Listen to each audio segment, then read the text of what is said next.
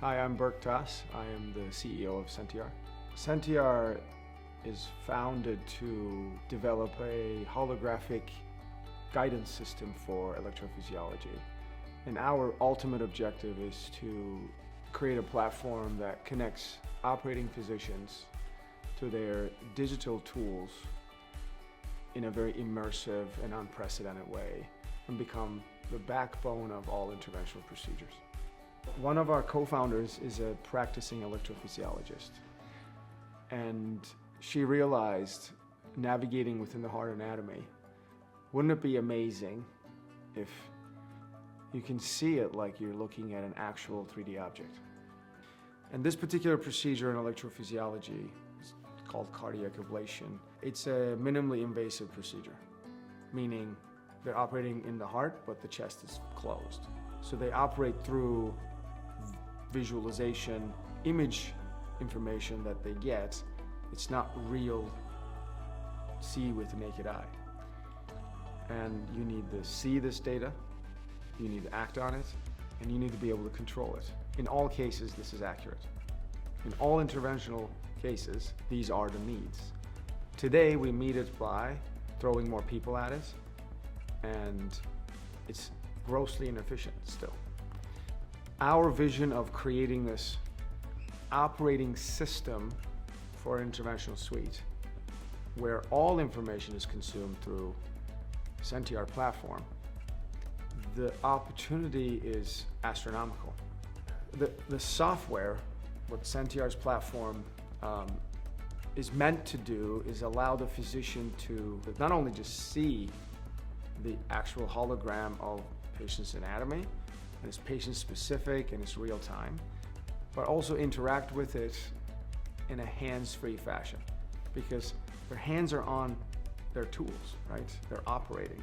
Go inside the heart, peer around corners, get a full contextual perspective on where they are within the heart, what tool they're using, which way the tool is facing, is it making contact with the anatomy, is it not making contact? We have so many anecdotes from users telling us things like, oh, well, on the 2D, I thought the back wall on the heart was lower, but when I'm in the hologram, I can see it's much higher. So I'm going to change my strategy based on what I see. That's a big deal, right? Giving them this ability where they're now almost inside the heart. Like, it's a superhuman thing, right?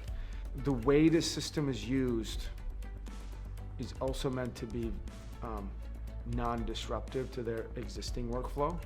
So it integrates with what they do seamlessly. The interface, the UI that's custom, but developed by us, to be so simple that it requires no training. We ended up developing everything in the software custom. So we have our own rendering engine that allows us to render with near zero latency. And our application layers are all designed to move real-time data, epochs of it, with as little latency as possible, as reliable, crisp, stable, high-fidelity rendering that you can have. Think of it like Windows operating system. We did the same thing, but for real-time procedural data. Now we have our engine that you can write other applications for moving different types of data. Our objective is to take our FDA-approved system and continue deployments commercially, so expand the clinical footprint. We are very selective on who we collaborate with clinically right now. Our objective isn't to go out and place thousands of systems today. It's a very controlled and limited release, focused on gathering data and continue to learn how this revolution, this transformation being received, and how do we usher it ourselves, right? Because this has never been done before, and it's going to take very careful, focused, considered deployments, so we learn along with our clinical partners. So far, Our first few have been so exciting because we see our vision casted and received and crafted by the operators without us saying anything. We work with them, they try the system, and they go, this should replace everything in this room. And that's everything for us to hear.